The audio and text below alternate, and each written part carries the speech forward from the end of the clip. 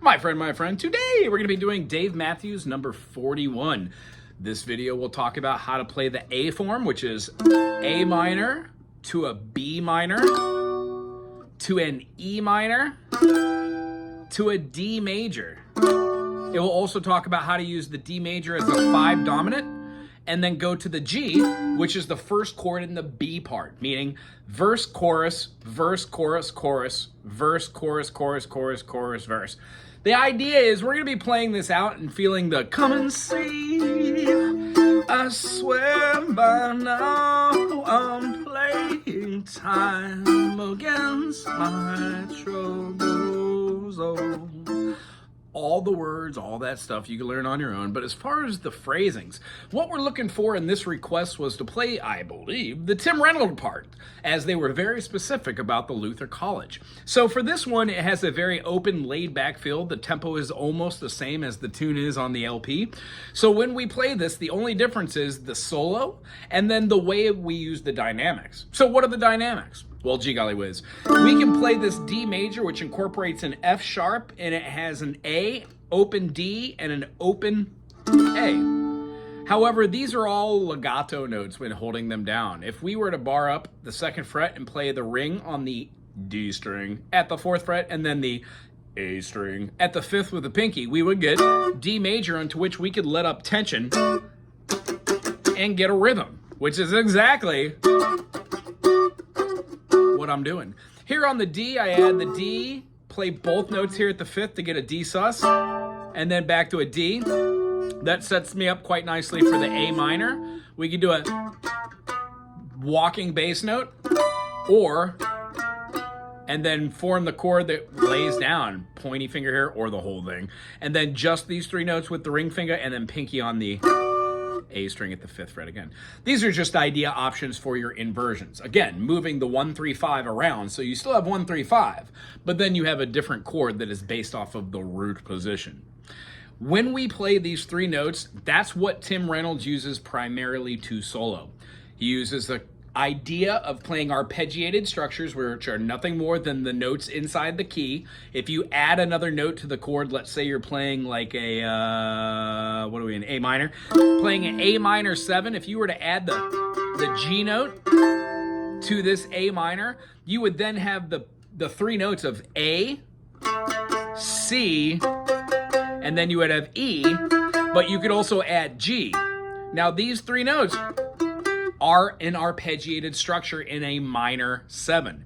When you play such chords as like a minor 7 flat 5, yes, you would just incorporate that flat note into those groupings of notes. It would now not be a 4-pointed arpeggiated structure. It would be a 5. Also, it does stand to say whenever you go over the top of your 8 or your octave, you would add the flat 7th anyway. So when you're doing your pentatonics, which is the next thing Tim does, he would use the A, he would use the C, the D, the E, the G, and then back to the A. Out of those 5 notes, you have the 1, the 3, the 4, the 5, and the 7. The 3 and the 7 of which being flat notations. What does that all mean? Blah, blah, blah, blah, blah. Here's what Tim does over the top. This is the section of the A. The form is the 4-chord progression. Tim's doing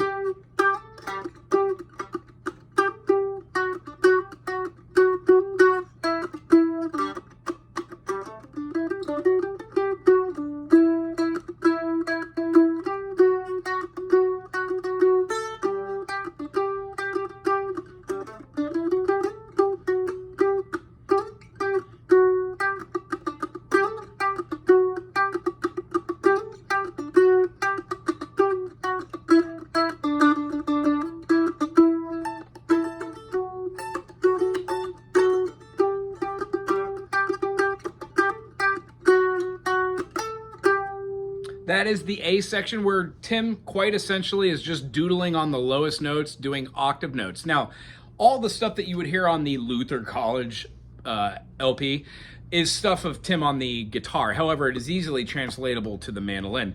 The next little lick happens when we do the D7 into the G.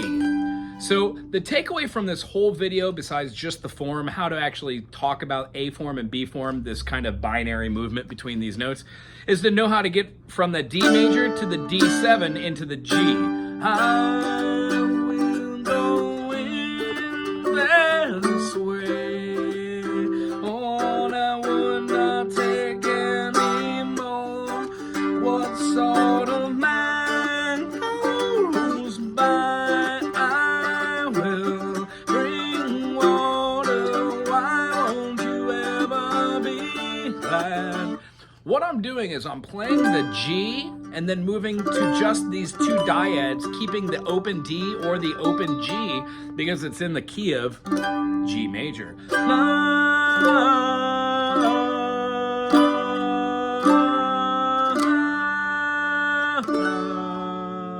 If we remember this is a D down here, we could just do the same thing with our spacings.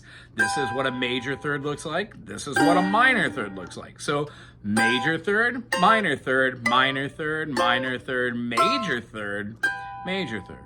Well, here's the same thing. Major third, minor third, minor third, major third. That's how to work dyads with different fingerings. You could try first 2 fingers, finger, finger here, finger there, bing, bang, finger everywhere. One of the cool things that I'm going to leave you on here, the Tim Reynolds thing, is Tim likes to play octaves. So this is a low A and this is a high A. Let the back fat of this finger mute those notes in between. Hear how it takes away that legato note? That's a great sound over the top of the Dave Matthews chords. So what do I mean by Dave Matthews chords? They are generally open, airy, and fun. Here, let's see if I'll just grab this guitar. What key is this in? A. So here's how many people play the A minor. Here's how many people play the B minor. Many of these people play the E minor like this. And yay again, the D major on a guitar. Now, this isn't wrong intrinsically. However, there are multiple different ways to play all of these notes or chords and add extensions on. And use the aforementioned 1, 3, 5, 1, flat 3, 5. These are arpeggiated structures. So when Dave's doing something like this E minor, there's a lot more structure to it. This is a Dave chord, or what you would call a Santana chord. It basically is using your E, A, what is that, a D. And then we have our G again.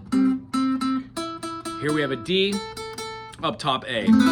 All of this is an ACE, but we're adding on these sussy notes, 6, 9 E chords. A minor, then a B minor 7, E minor again, D major,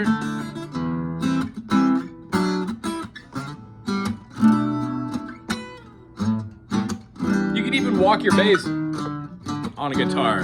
So when Dave's doing "Come and See," I swear by now I'm playing time against my troubles.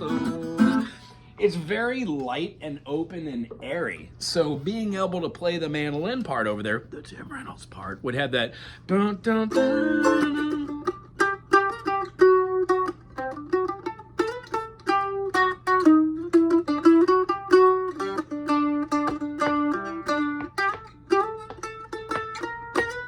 All the notes that I'm choosing right here are from a modus called Dorian. That's what we're going to leave you on here today. This is what you're going to practice. Here's why. In the key of C major, D minor, E minor, F major, G major, A minor, B diminished, or just a basic G7 works, then it goes right back to your 1 chord, your C. C major, A minor, share a key. So when you play C major, C, D, E, F, G, A, B, C, that is called C Ionian. When you raise the 4th scale degree, it becomes C Lydian. C Lydian is G Ionian, which would be G, A, B, C, D, E, F sharp, G. Do, re, mi, fa, sol, la, ti, do. So do, re, mi, fi. So when you're raising that 4, C, D, E, F sharp, G, A, B, C. That makes C Lydian or a special modus that we call A Dorian. So we have A, B, C, D, E, F sharp, G, and A. No matter if you keep that string of notes going, that F sharp remains present. Now, that's what all these little leads are using over the top of.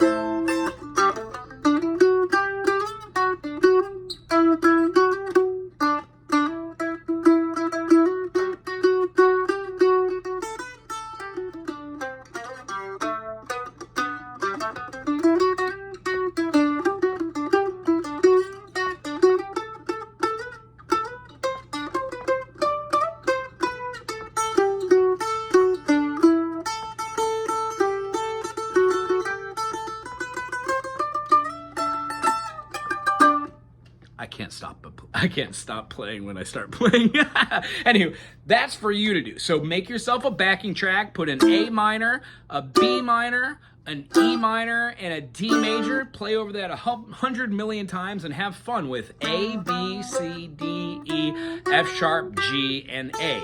Remember, we're looking for patterns. You don't need to play them so linearly. So you could have...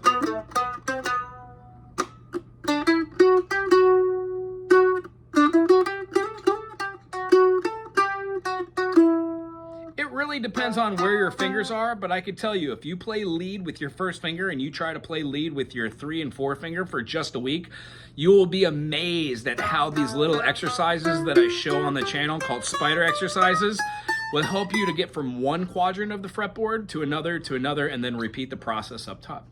And tell you what, if you do dig the way I teach, you like the channel, please subscribe, put something cool in the comment section, and keep it clean and classy if you could. Request something, and tune in on Tuesdays and Mondays for live events. Aloha!